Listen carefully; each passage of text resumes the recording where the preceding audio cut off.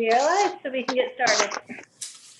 All right. Good afternoon, everybody. Welcome to the Policy Committee meeting.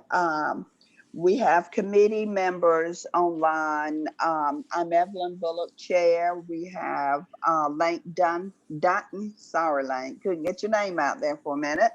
And we also have William Sharp. We have Bill Sharp online. For the committee members, we do have other members on the board online, and we welcome them as well. We have a quorum, so at this time we will begin the meeting with the minutes. Chris, would you read the minutes for us? I will. Thank you. Attendees, voting members at the Tuesday, May 26th meeting, Evelyn Bullock, board member, Dean Edwards, board member, Bill Sharp, board member, LaShonda Washington, vice chair. Actually, she is not a voting member. She was a member. Agenda review by Evelyn Bullock. The Policy Committee Chair, Evelyn Bullock, called the meeting to order at 4:12 after establishing a quorum. The Policy Committee meeting minutes from April 21st, 2020 were read by Dr. Christine Catalano. There were no corrections and minutes were approved as read. Dr. Christine Catalano presented Policy 7503, teleworking, for approval. After much discussion, this policy was tabled pending further technology department exploration. Dr. Christine Catalano presented the following policies for approval to sit for 30 days. Policy 1320, 3560, Title I, Parent and Family Engagement. 7560, permitted salary deductions for absences and discipline of certain exempt employees. 7620, payroll deductions. 3410, testing and assessment programs. 3300, school calendar and time for learning. 3405, students at risk of academic failure. 3610, counseling program. 3460, graduation requirements. 1610, 7800, professional and staff development. 4120, domicile or resident requirements. 4230, communicable diseases for students. All policies were approved with the exception of Policy 4230, communicable diseases for students, which was tabled for wordsmithing.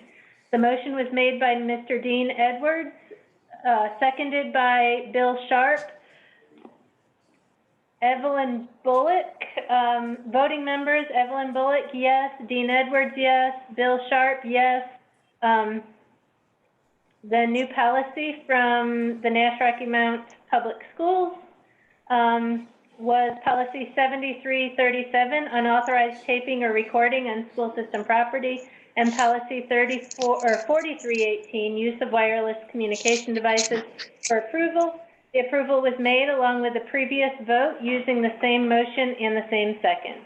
The Policy Committee Chair, Evelyn Bullock, adjourns the meeting at 6:07 p.m.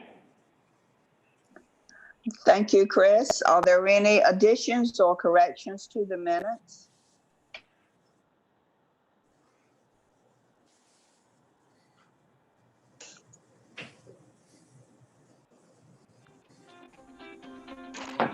Hello? Hello? Hey, Dean. Yes.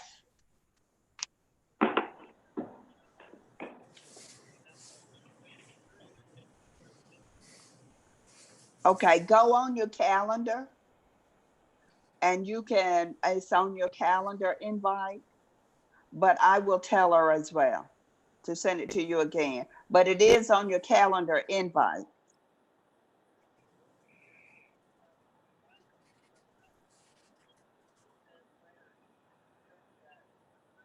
Mm-hmm.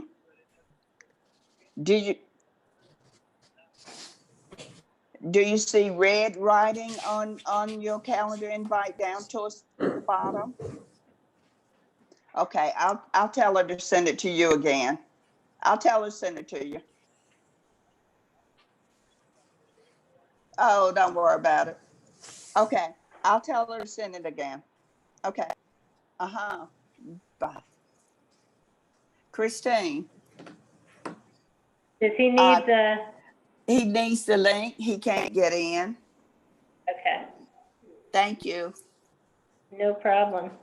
So if there are no additions or corrections, I think I carried that, but I'm not sure anymore. So if there are no additions or corrections to the minutes, we will declare they are approved as presented. The first item on the agenda is new policies from NCSBA. Chris, do you need a minute? This is policy 7503, the teleworking policy, which is a new policy that we discussed in our previous meeting and tabled for some input from Mr. McQueen. So I am going to turn things over to Mr. McQueen. Okay. I read this policy up and down just to make sure that I agreed with everything in this policy. I think that this discussion that you had last time was around whether we were going to, whether we should fund or reimburse those who don't have adequate internet access. Am I understanding that correctly? That's correct. There was a discussion on that, yes. Okay, yeah, because there is a part in this policy that does state that all costs incurred by the employee to arrange the alternative work location and telework is the employee's responsibility and will not be reimbursed unless otherwise required by law.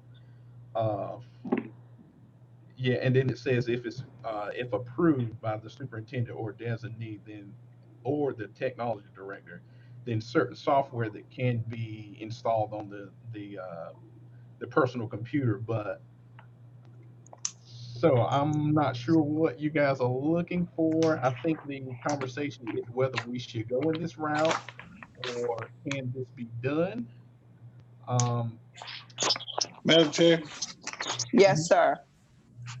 Mr. McQueen, Yes, you've sir. already so eloquently explained that. The question was, do we reimburse people for they're not having access? Like right now, the place I am, the accessibility is really low. And so we wanted, the question came up, can we boost their services and we reimburse them for the cost? Okay. And I think you already answered that. The answer is no. Right, pretty much. And I think we open up something else too, Mr. Sharp, if you know who's eligible, you know, for that, and then where does That's that right. funding come? Right. So yeah, but in this policy, it does state that they're responsible for their own costs occurred. Thank you. Chris, can you let Dean in the meeting? He can't. He still can't get in. Is he on his iPhone? There's an iPhone that just joins the meeting. If it's him, I'll rename him. It may be him. He just sent a text and said, let him in.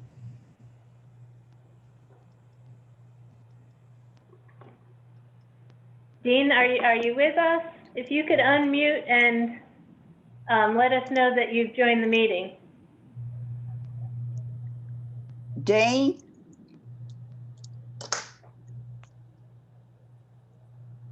I'm in now.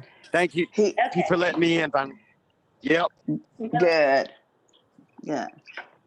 So, Tremaine, what you're saying is that if our employees incur an additional cost trying to get online, that cost is borne by them, not us.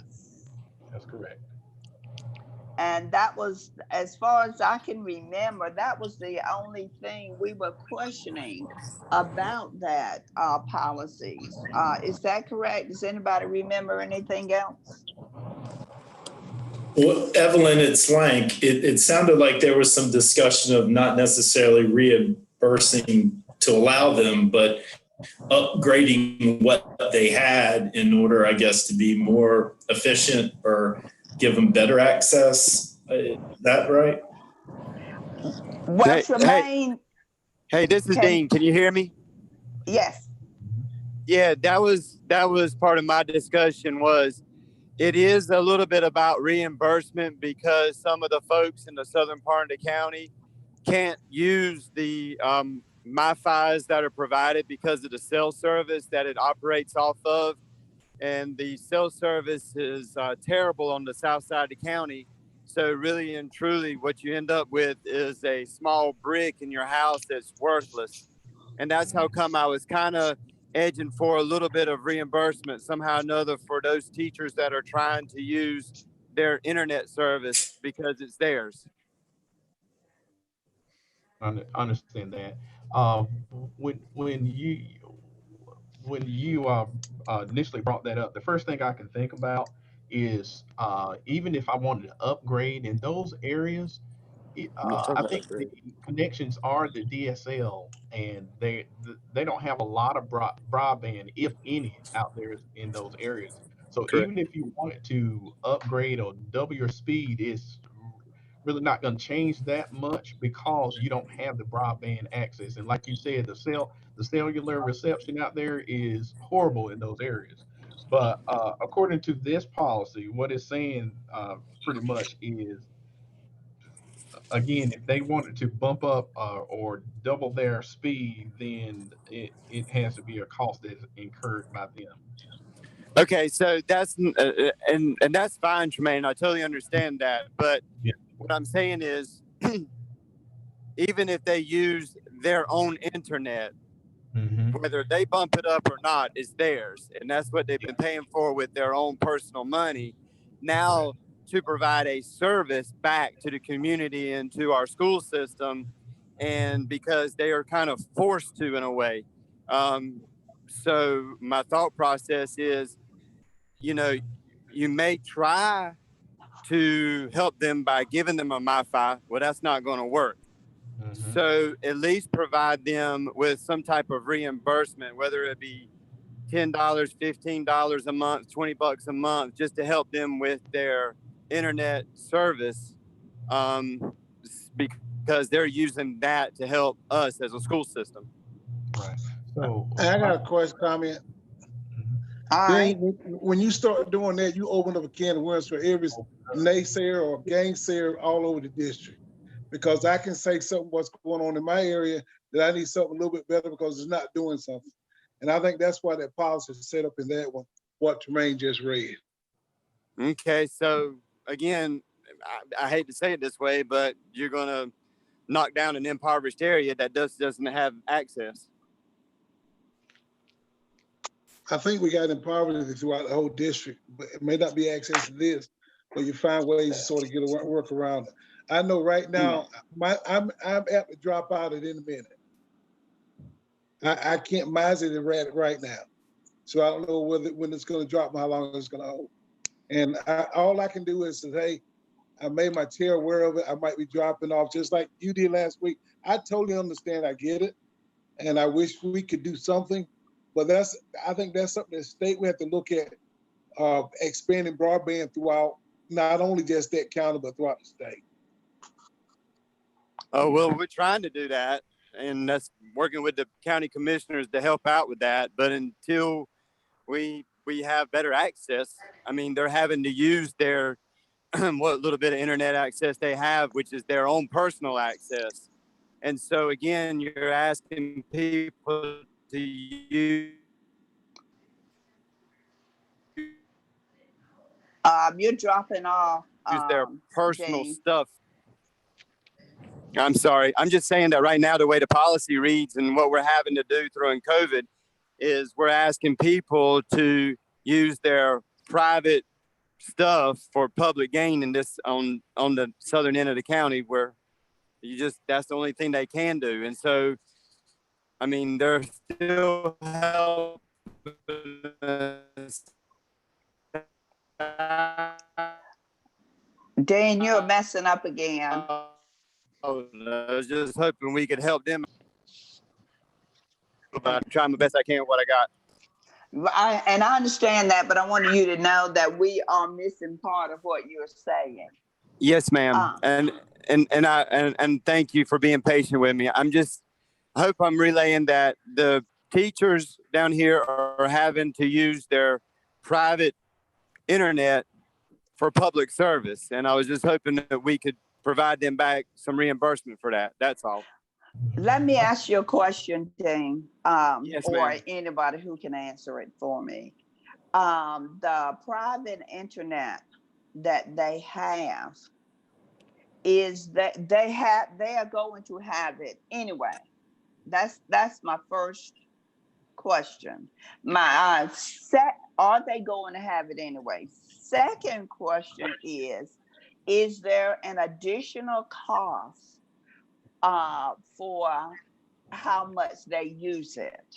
So Evelyn, I'll jump in. I mean, if it's like everyone else, you pay for so many gigs, and once you use that, there is a cost for going over it. And so on a normal month, you might only use half of it, but now because they're having to use their wireless in order to do their work, I'm assuming what Dean is saying is a lot of them are going over it, incurring additional costs, and probably don't even have that great of service. But yeah, I mean, it costs them money for them to work. Okay, well then my next question then would be, how much more than if they have this That would depend on line? It would depend upon how much usage they have. Depend on your plan. But what I'm trying to get at, because I want us to be fair, and I want us to appreciate that all of our district does not have access to good internet service. So if I'm at point A today, and this is a normal world, this is before COVID-19. If I'm at point A before COVID-19, and I use X amount of usage, and it costs me X amount of dollars. Post-COVID, if I'm at point B today and my usage has gone up, is that identifiable? And if it is identifiable, at that point where I'm paying more than I used to pay, then I would want us to have a serious conversation about how we can make them whole. Tremaine, you want to jump in? Is that possible, Tremaine? Yes, can I, let me jump back into the, usually with subscriptions, and if you have subscriptions, whether it's DSL, and when I say DSL, I'm talking about people who have internet connection at home that's using the regular phone line. Those subscriptions, they usually have a flat connection, whether you're using 2 gigs, 3 gigs, 5 gigs. But I think what Mr. Lake was talking about is if you have a Wi-Fi, MiFi that you're using that has maybe 2 gigs, blah, blah, blah. And if you go over that, then there is a call for it if it slows down. But most of the time, most of the subscriptions I've seen has been unlimited, whether you see, I hadn't seen those. Right. And my DSL is unlimited. Right. Absolutely. So hold on, Mr. Sharp, let him finish. Okay.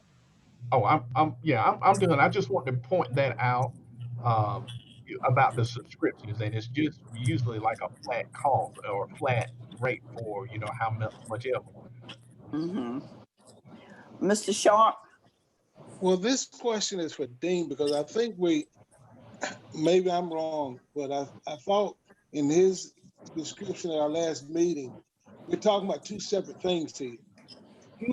I thought we were talking about connectivity, dropping signals, losing signals. there's a difference in that and data usage. Correct me if I'm wrong, Ms. McQueen. So that's what Lank, I think, is talking about. What is the data use, except going over your data uses. But I thought the initial discussion regarding the connectivity, losing your connections, being able to boost their signal up so they wouldn't drop.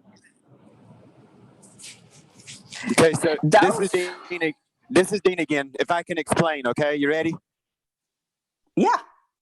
Okay, I was just making sure that everybody was good.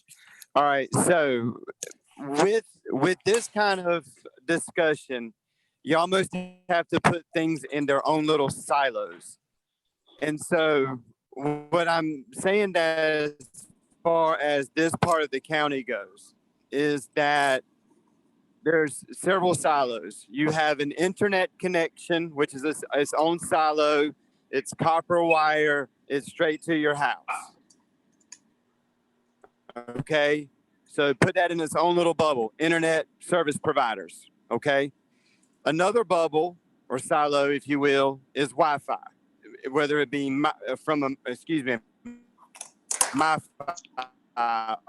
block, that you can get your internet through there. Okay, are we good so far? Yep. I am. I follow what you're saying. Okay, so what I'm saying is both of them are terrible on this side of the county.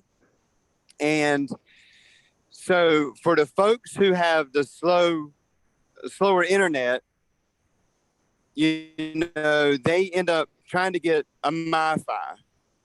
Well, if they get a MiFi, whether it be the schools or whether it be their own, the cell phone service is poor down here as well that would operate through the MiFi to give you internet connectivity. So people will just go ahead and just plug up to their own regular internet service provider through the copper wire that's in the ground straight to their house. So my whole point of this was that a lot of folks are just not even really worried about the Wi-Fi or MiFi because there really isn't any on this side of the county because of the cell phone service. So when they connect to their own personally used internet service provider, that's what they're using, regardless of its being slow. It's still better than a cell phone service. Your MiFi, and that's how come they're kind of like, okay, now I'm having to use my own internet for it to work properly when I'm doing Zooms with my students, and they're just seeking a little bit of reimbursement to help them with that, since they are using that to help them with their teaching. Does that sound a little bit better? I think the issue is still the same that we were talking about initially. Dr. Ellis, what are your thoughts? I think that it's going to be mighty tough to figure out how to get costs involved, because I understand what Dean's saying, because I live over there and the same thing happens to me, but I can't upgrade, so I can't ask for any more. So if I was to get reimbursed, it wouldn't be reimbursed because I'm paying a flat rate. Does that make sense, Tremaine? Yes. I know what Dean's saying, but what we're trying to do, if we can get this right, we're hoping that if we have to telework, teachers can still come to the schools. And if we provide the wireless and if we provide good internet at the schools, those could be the hubs that they use. Because we're hoping that when we do get back, say they don't let students in, but the governor allows more than 25 in the building, the teacher would just have to go to their classroom, log in like they normally log in, and we'll have the infrastructure set up so they don't have to worry about what Dean's talking about. That's what we're hoping, because I don't know how we're going to fix this internet issue anyway. Me and Tremaine have had that conversation, because that's a big one to have, but I don't know how much control we have over it, because it's not fair that some of these kids won't have access, but I think our goal is to make sure they go to their schools to have access to that internet. It's good. They have their laptops, and they have it all, to start that remote learning. That's what our thoughts would be. Okay. Are there other comments or questions? I think we need to vote on this policy 7503 separately from the other policies, simply because it is a carryover. And I would ask, is there a motion to recommend to the full board that we approve policy 7503? So moved, Ms. Bullock. That's Lank. Is there a second? Second. And Bill seconds. It's been moved and seconded that we recommend 7503 to the full board for approval. Are there any additional questions? Hearing none, all those in favor say aye. Blank raises his hand. Bill says aye. I say aye. Dean? Really nicely, I just say no, but we're good. Okay, so the vote is 3-1. We will recommend to the full board approval of policy number 7503. Okay. Chris, next set. Okay, the next policies that we have are North Carolina School Board Association revisions. The first one that we have is a minor revision. So if you have the North Carolina School Board Association PLS update memo, this is on page 4. It is simply a revision to the link in the legal reference section of the policy. So are there any questions about that? Okay, can we see that list on the screen, Chris? Yep, you can. Sorry. Here we go. School bus idling, policy 6306.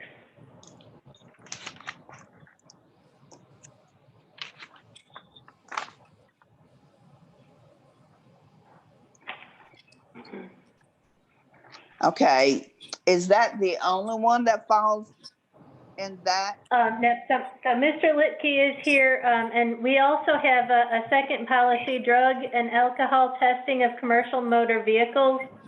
And this is a second revision to this policy.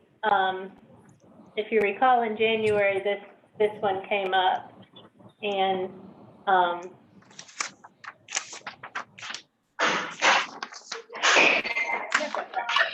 so the only change to this one is in number 4. Can we mute our phones or our screens? All right, what were you saying, Chris? I'm sorry.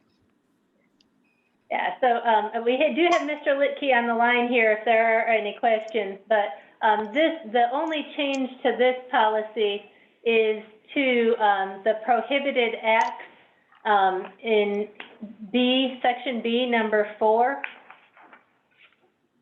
And the memo, this information is on page 2. All right, and I don't have the policies up. I've got my screen up. So okay. I think we need to be looking at the policies to make sure we're talking about the same one. I'm checking off my list, but I think it would be helpful for all of us. Okay, so this one is policy 7241, drug and alcohol testing of commercial motor vehicle operators. And this is the policy on the screen. Can you see that policy? No. Okay, maybe I don't see it. Does anybody see it? Nope, that's because I was not sharing the right screen. Do you see it now? No. Yes, ma'am, I see it.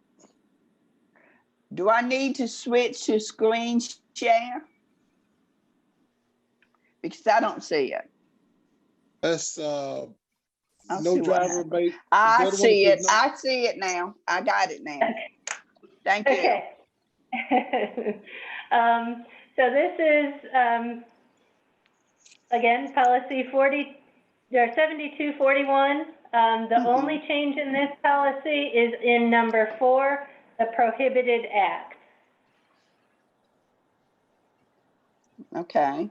And it simply added some clarifying language to adds an example of the lawful use of an otherwise prohibited. Nope, I'm sorry, I'm reading the wrong one. I'm sorry. Staff responsibilities to clarify the circumstances under which. Nope. That's 7240. It revises paragraph B4 to clarify the prohibition of post-accident alcohol use in CDL drivers. So that is what this section right here is. And it also says it's required. It is required, yes. Okay. Are there questions about policy 7241? Okay, then move on to the next one, Chris. Okay.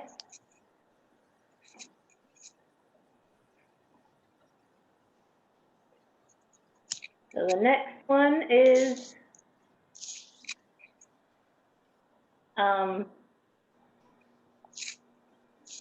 get my screen sharing straight.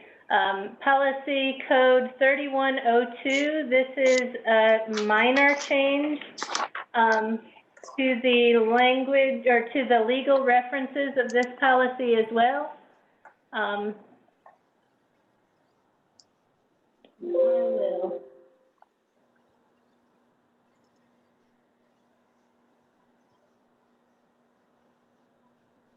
attempt to share that with you.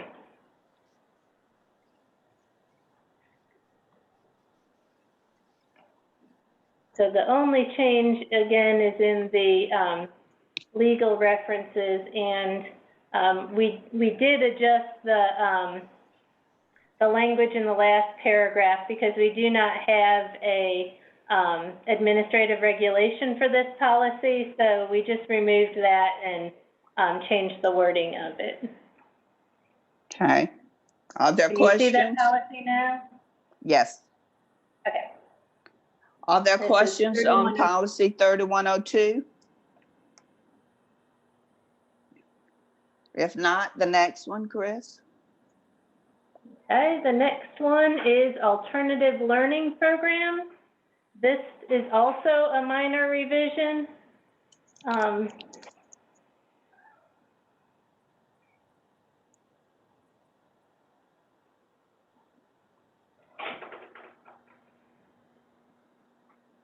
Actually, no, this one was not just a minor. So the school board revision was a minor revision, but there were some other revisions that Mr. Farrow actually made to this policy just in navigating the sharing. Something else. Okay. So there was a section in here that mentioned a multidisciplinary team, and well, Mr. Farrow and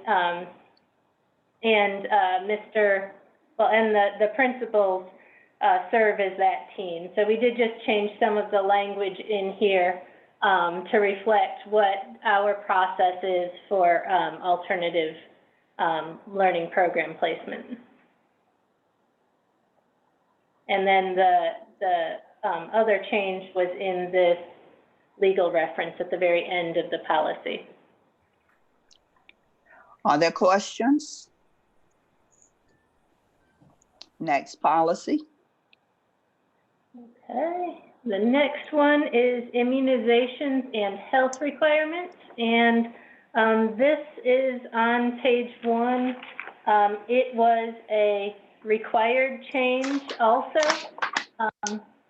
to reflect new vaccine requirements, including a booster dose of, and I'm not even going to be able to say that, MCV,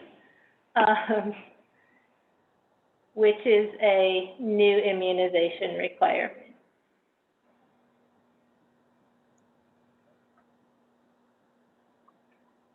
Are there questions? That one is required. That one is. And it's just this section. I have a quick question in this. Okay, Lane? Ms. Bullock? Yes.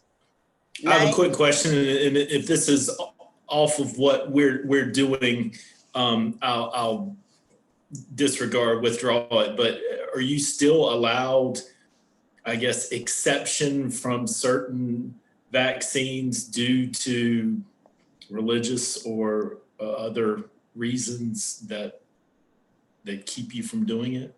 I believe is that part of is policy? Yeah, so in the policy, it does say, if you can you see the policy on your screen? I can. Yes, we see it. Okay, so there is a line that says exceptions to the health assessment requirements will be made only for religious reasons. So yes. Only for religious, okay. Only for, yep. Sorry to get sidetracked there, but I just. That's all right. No, that's fine. Ask your questions. That's good. Are there other questions? Next policy, Chris.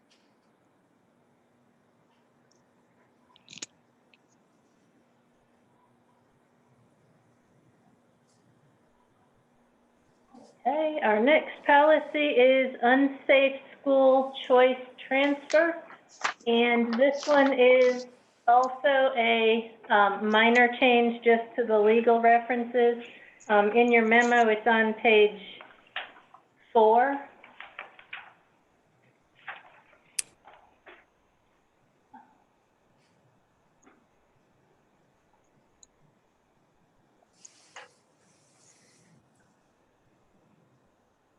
I can't locate. 4152. Yeah. I was right on top of it. Yes. Okay, so this again was just a change to the legal references at the end of the policy.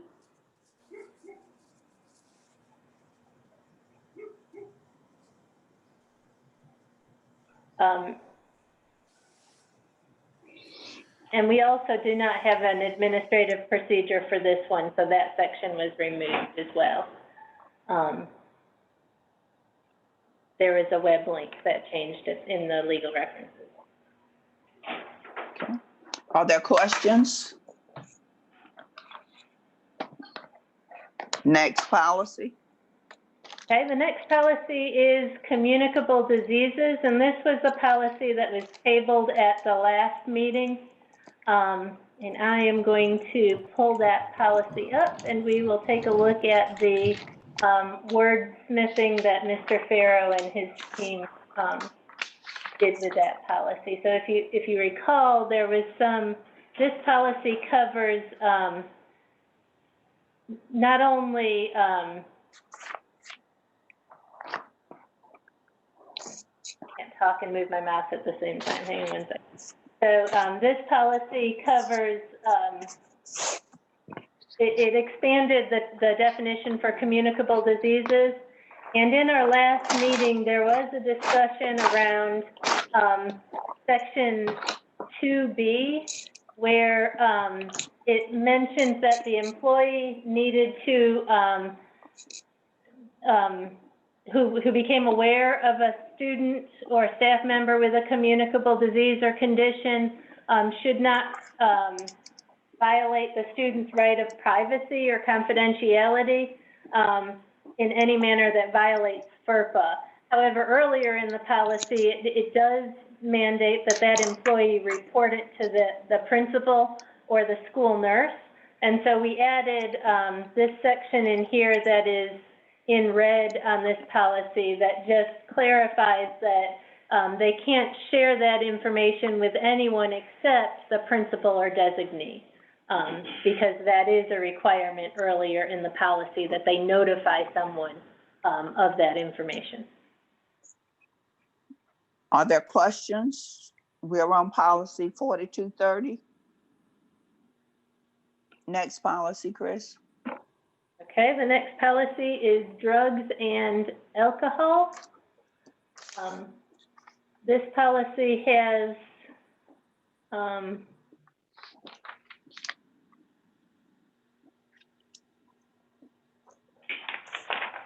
it is not just a minor revision. This is on page 2 of your memo. It's a recommended change that clarifies the statement in, let me pull the policy up for you first. Clarifies the statement in section A7.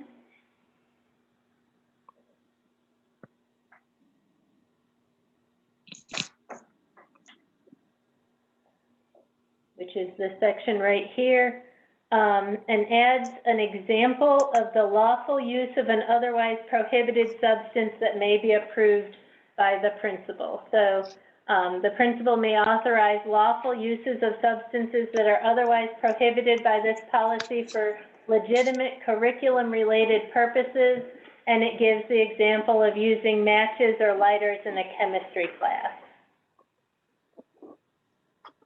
Are there questions? Go ahead, Chris.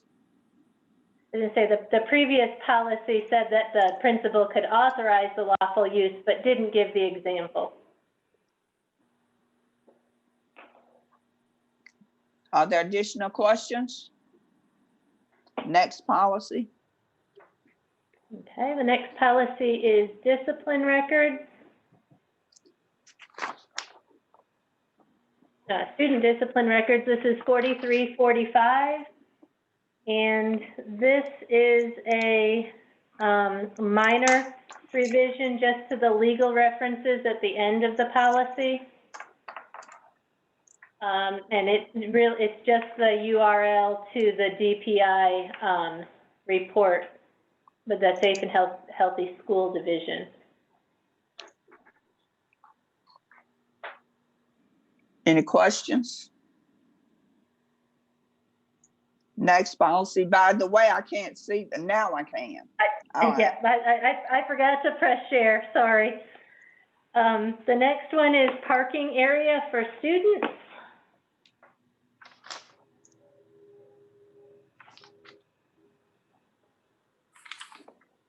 And this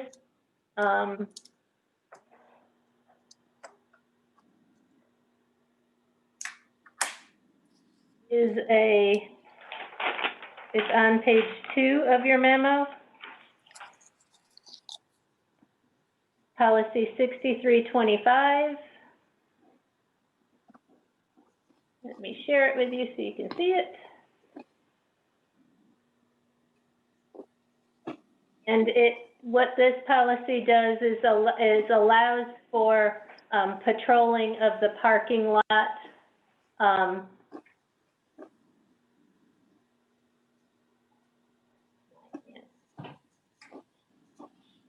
Markups, right?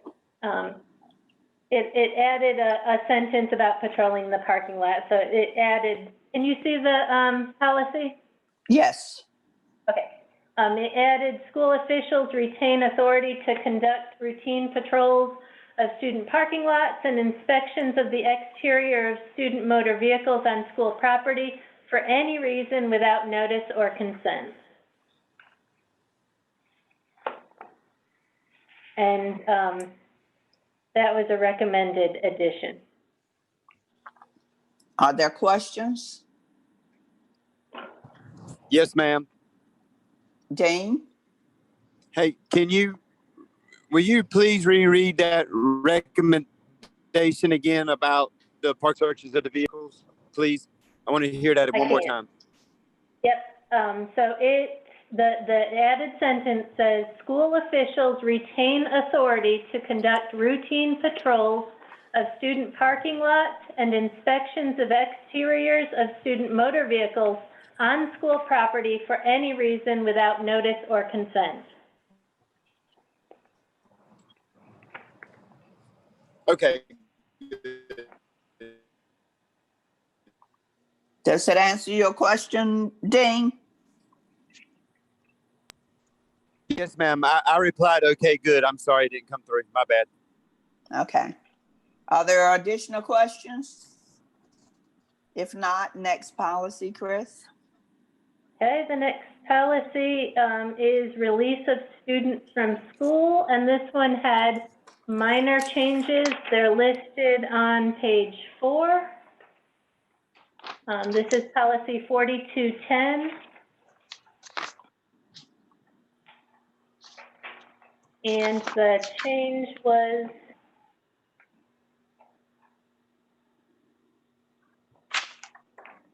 at the end of the policy to the cross references. And it's required. And it is, yes. The child abuse policy, if you remember in our last meeting, the name of that policy changed to add "and related threats to student safety." So it just changed the name of that policy. Are there questions? Next policy, Chris.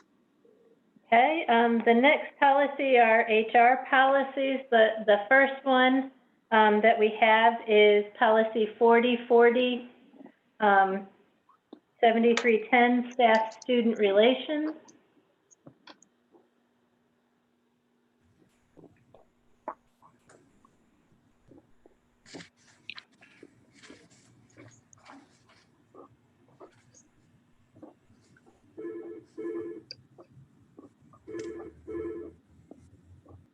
And I think actually, that is not on page 4, it's on page 3 of your memo.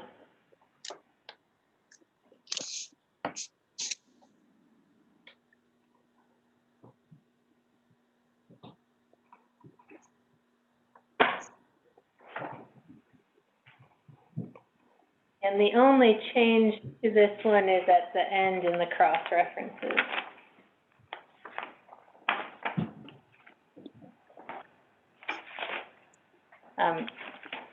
Ms. Privet, are you on the line? Do you have anything you'd like to add to that? Yes, I'm here for 4040, 7310, staff student relations. In the third paragraph on page 1, they removed the word "and" Chris, to can you add. share it? Oh, I'm sorry. So this,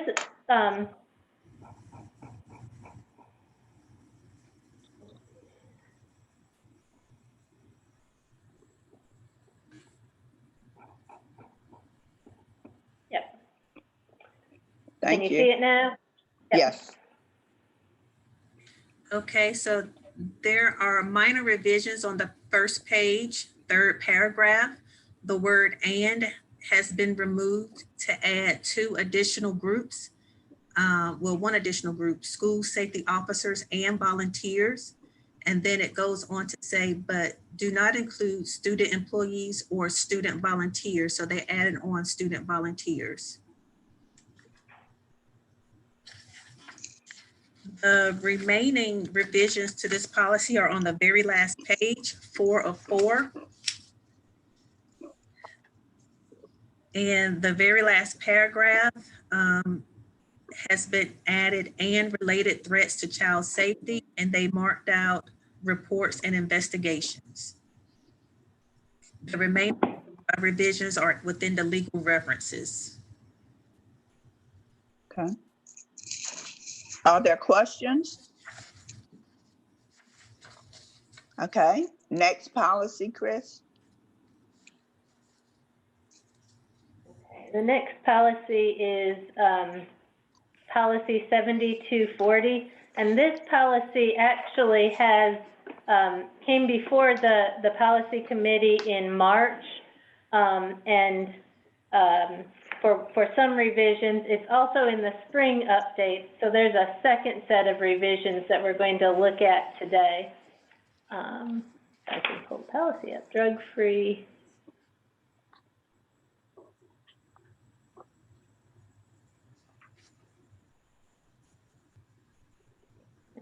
so this one is 7240 drug-free and alcohol-free workplace. So Ms. Privet, I'll let you talk through the new revisions, which I believe are on page 2.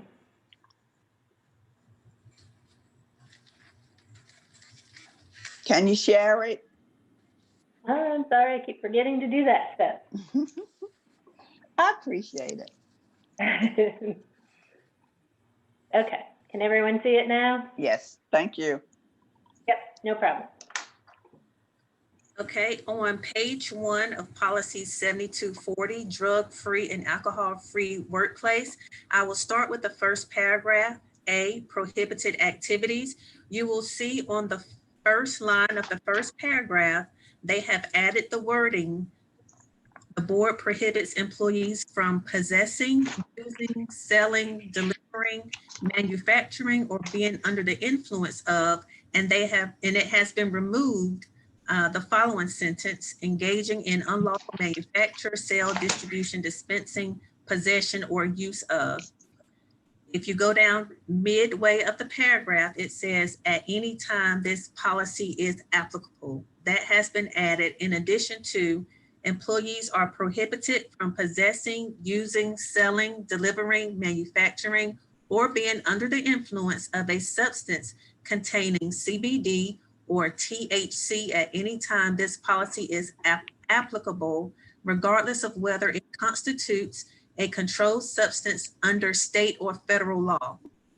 It also goes on to say that employees must not at any time this policy is applicable be impaired by the use of substances intended to induce exhilaration or euphoria or alter mood or behavior or be impaired by. The next sentence, it removes at any time this policy is applicable. The very last sentence reads, this policy is not violated by an individual's possession of or proper use of a drug lawfully prescribed for that individual by a licensed healthcare provider. The next set of revisions are on page 2 of the policy. Under letter D, duty to report, you will see that it has been removed, the very first part of the paragraph. To start the paragraph by saying an employee must notify his supervisor and the assistant superintendent in writing of any arrest, charge, or conviction under any criminal drug statute, and the sentence ends there. The next sentence adds in policy 7300, staff responsibilities. And it goes on to state that notification of the arrest, unless the employee is hospitalized or incarcerated, in which case the employee must report the alleged violation within 24 hours after his or her release. The notification must be given before the employee reports to work. And it goes on to state that within 10 days of receiving notice of a criminal drug statute conviction or a violation occurring in the workplace. And those are all of the revisions to this policy. Are there questions? Next policy, Chris. Okay, the next policy is policy 7505, compliance with State Board of Education employment policies, and this just has minor revisions also listed in your memo on page 4. And it's the only change is to a URL in the legal references. Let me share that with you.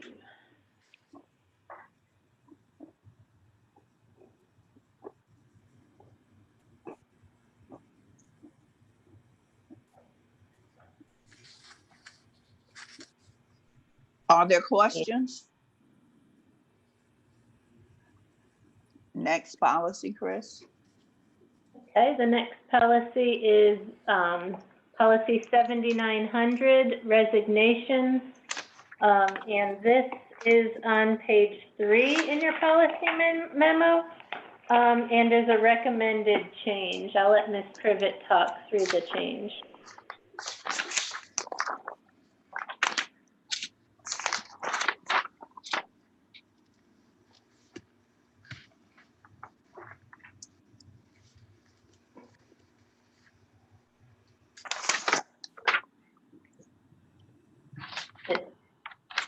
Or I'll talk through the change. So, Well, I the was waiting for addition- you. I was waiting for you to post it on the screen. Oh, do you not see it? I'm sorry. That's my bad.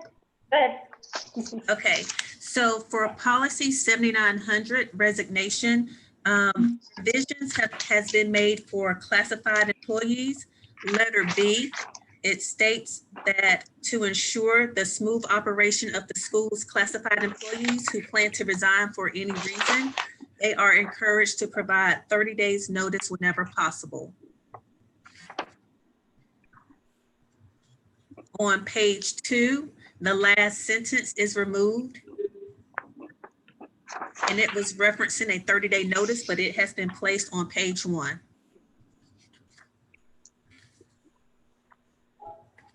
Are there questions? Ms. Privet, what is the requirement? 2 weeks, but we're asking for 30? Yes, it's 2 weeks. That's what it has been in the past.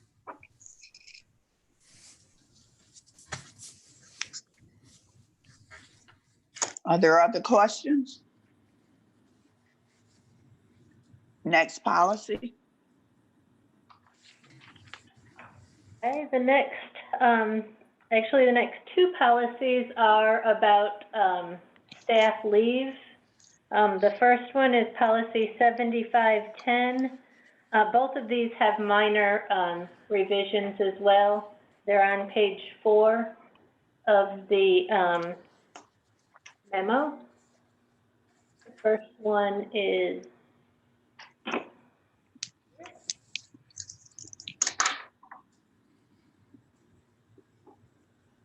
Privet. Ms. Jarrett, I actually included you listed here. I don't know.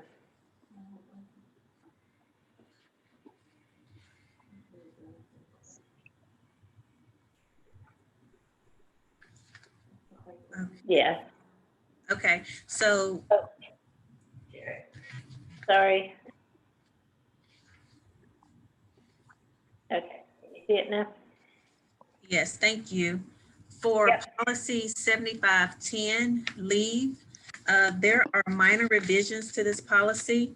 The only revisions are changing of the web address for references, changing from NC Public Schools to dpi.nc.gov, and a series of things that follow.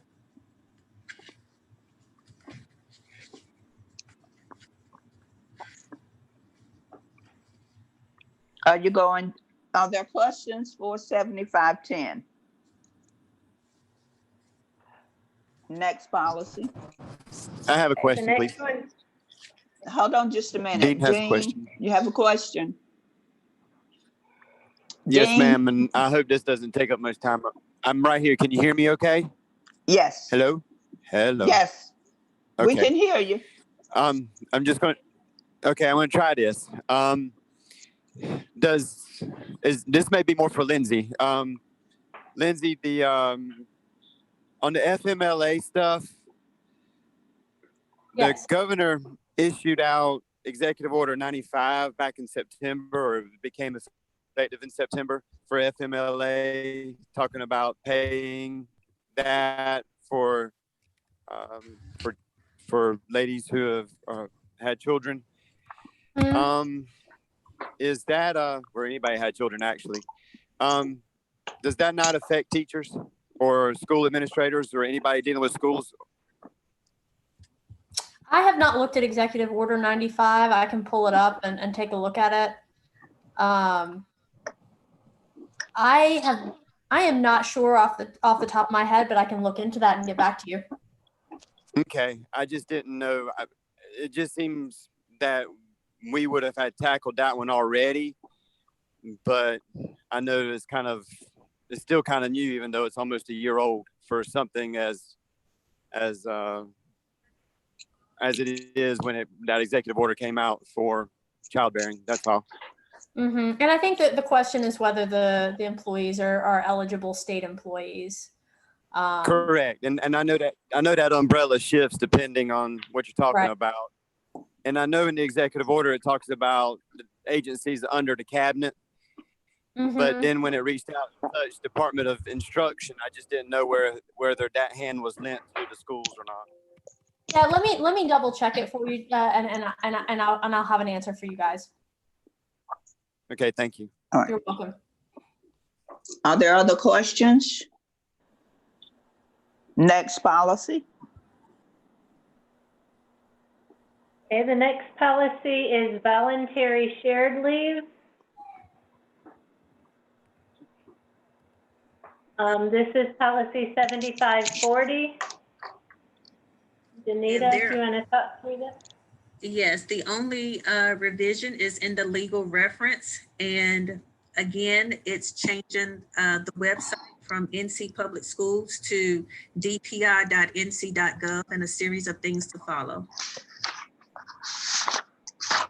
Okay. Are there questions? Hearing none, the next policy.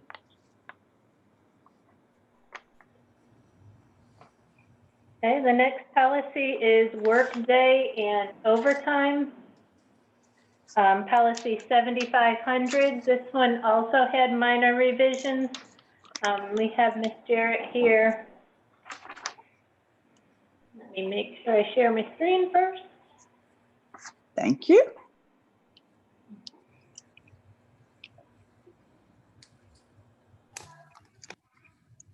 The change is a minor change. It updates the hyperlink in the legal reference section of the policy. I have a question. Can we go back up to section B? Section D or B? B like boy. B like boy. I got you. Right, not even B, B. Where the definition, help me with this time. I read this thing 3 or 4 times trying to figure out what in the world it meant, and I can't see the time it's got up here. So explain how it has for, yes, right there. Help me with that. 12 a.m. Saturday until 11:59 Friday. The next Help me. Friday. So I'm sorry? if it's last Friday, Saturday, I guess they're saying 12 a.m. on Saturday, which would have been the 20th, until 11 p.m. Friday coming, which will be, what, the 26th? So that's the work week. Some people start on a Sunday, but in this case, this work week for our district is from 12 o'clock Saturday to 11:59 the following Friday. But our employees don't. I think what confused me is that I was thinking our employees don't work on Saturday. Well, should you have a situation where they have to come in for an emergency spraying of the building of sorts, then they would get probably overtime, or they start counting their time worked during that time. It's just to establish a work week. Okay. I could not get that together. I'm sorry. Thank you. I understand it now. Thank you. Okay. Are there other questions? The next policy then? Okay, the next policy, I think we have Ms. Miller on the call with us, and this policy is Policy 4270, 6145, concussions and head injury. And there, pull it up and share it with you before we start talking through it. This one is the information for this policy is listed on page 2 of your memo. Ms. Miller, if you're still on the line with us, if you could kind of talk through that addition there. Can you hear me? Yes, Yep. ma'am. Okay, great. Any of the changes that are listed here ahead of us are state mandates. The concussion information does change regularly.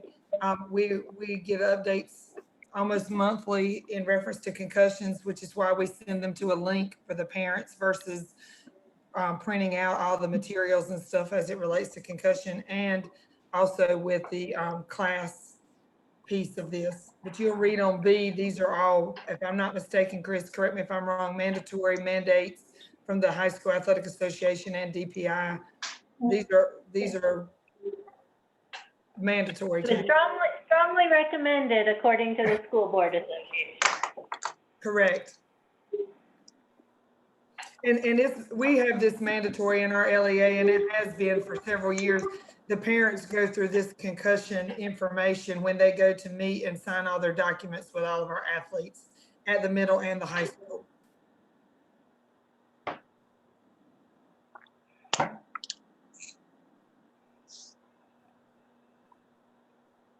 So that paragraph there is the only change to, or the only addition to this policy. Okay, are there any questions? Next policy. Okay, news media relations is the next one, policy 5040. And this one just has minor changes as well. It deletes an outdated legal reference. Let me pull that policy up for you so you can take a look at it.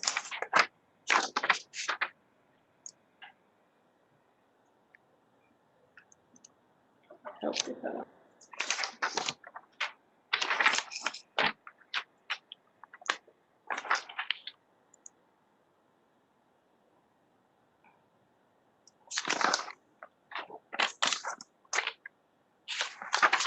And if you look at the end of that policy, it just removes the mention of public database indexing guideline and recommendation document. It's outdated. Are there questions? Then I think we have just one more policy, policy 2500. Yes.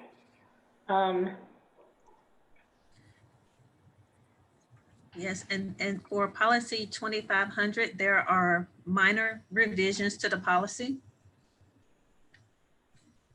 Hearings before the board, there is one sentence added to the first paragraph, and it states that the board may designate a panel of 2 or more board members to hear and act on behalf of the board unless otherwise required by the law. The other revisions are in the legal references, cross references. And this was a strong. Yes. Go ahead. No, go ahead. This was strongly recommended by the School Board Association. And it does say that the update is needed because that statement does not already appear in the board's policy. The statement saying, unless otherwise required by law, the board may do that. Danita just read. I would like, I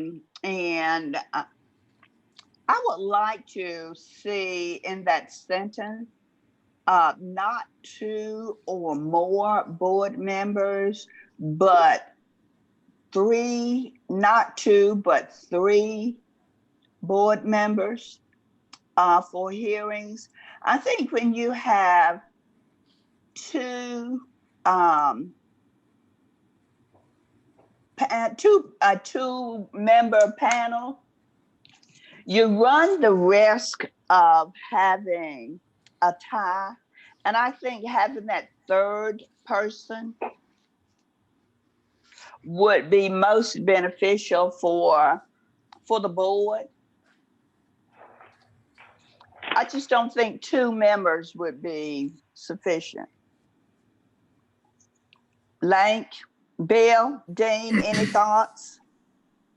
Anybody? Yeah, I would Shonda? just Ms. Bullock, real quick. I mean, our current policy is to have 3, right? I mean, right. why would we look at changing that? Unless it's a requirement to lower it to 2. It's not. Or strongly recommended. Yeah. So I think the actual policy never indicated how many. Well, there so is. This is a new addition. If it's not in the policy, it must be in a guideline or something, because I think we've had this discussion over the years, and I thought it was in writing, but we determined a few years ago to use 3 rather than 2. And I like the idea of 3, as I said. Ms. Bullock, it may be, Yes. and I need to go back, this is Lindsay, it may be in the more Mhm. specific hearings, so that there are also policies that are more specific regarding, student discipline hearings, potentially personnel hearings. That may be what you're thinking of, is those specific policies may have those panel numbers outlined in them. And I could go through and look and see, but I think you're right. You want that's not necessary. I just hope we recommend that it be 3, not 2. I mean, I would think with a board of our size, I mean, that shouldn't, I mean, if you were at 5 or 7, you might have run into some difficulty, but at 11. Yeah. Can I get a motion? Can I get a motion to change that? Or can I get an agreement to change that, and then we'll vote on all of them together? Dean agrees to change it to 3.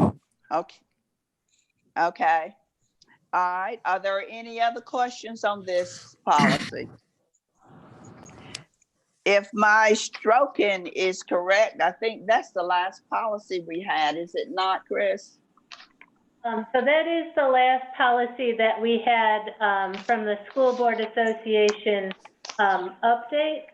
There are, I believe, 9 policies that Nancy went through as she was looking through the policies to update our school district name change for July 1st. And the policies that are listed in the agenda, can you see the screen? I might need to reshare it again. Reshare it. We're looking at policy 2500. Okay, can you see the can you see Simbley? Okay. Yes. So these policies that are listed here, I think it's 10 of them, are policies that had the word Nash Rocky Mount Public Schools or had the NRMPS website in them. And so the School Board Association went through all of our policies and made those changes. And these were policies that had that in the body of the text. What Nancy suggested is that we go ahead and she can change them on July 1, pending the approval by the board, since they're just minor changes. And we could put them on the board agenda on July 13th and waive the 30 days, then they'll be updated and accurate. Okay. I don't have a problem with that. Does anybody? If not, well then let's leave this screen up. I'm sorry. That makes sense. Okay. All right. Chris, can we leave this screen up so I can see the policies? And we'll do it separately. Okay. Because because we want these for 30 days and the other ones will lay on the table for 30 days. But we want to approve these, so let's do them separately. Okay. Okay. Is there a motion to approve? Do you need me to read off the policy numbers? I'm sorry.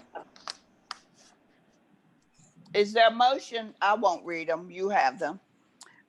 Is there a motion to approve policies discussed today? So move. Second.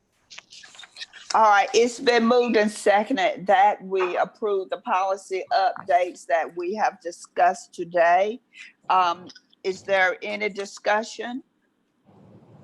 Hearing none, all those in favor say aye. Lane, aye. Bill, Dean says aye. And Dean says aye. Evelyn says aye.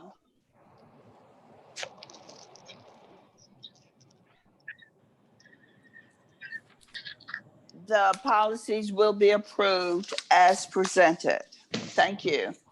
Now the other, I lost my train of thought there for a second. It was completely gone. Completely gone. I'm sorry. Now the other policies that involve the name change only. Is there a motion to recommend approving these for the full board and to lay on the table, not to lay on the table, but be approved at our July 13th meeting? So moved. Second. It's been moved and seconded that we recommend to the full board the policies that simply has reference to the name in them to be approved at our July 13th meeting. Is there further discussion? Hearing none. Hearing none, the motion carries. Is there anything else to claim our attention today? Just real quick, I don't think we actually voted there, Ms. Bullock. I mean, we had a. Oh, we didn't. I'm sorry. All those in favor say aye. Thank you. Keep me straight, Lane. Aye. All those in favor, aye. I saw Lane. Aye. Bill, Dean. Dean says Evelyn, aye. aye. Motion carried. Thank you, Lane. Yes, ma'am. Is there anything else to claim our attention? If not, I would like to thank each of you for joining this meeting and participating. And with that, I declare the meeting adjourned. Thank you, Ms. Bullock. Thank you. Thank y'all. Goodbye. Bye. Be safe. Y'all have made me eat more Cheez-It crackers than I have eaten ever, I think. But anyway, have a great, great weekend. Take care. Bye. All right. Bye. Bye.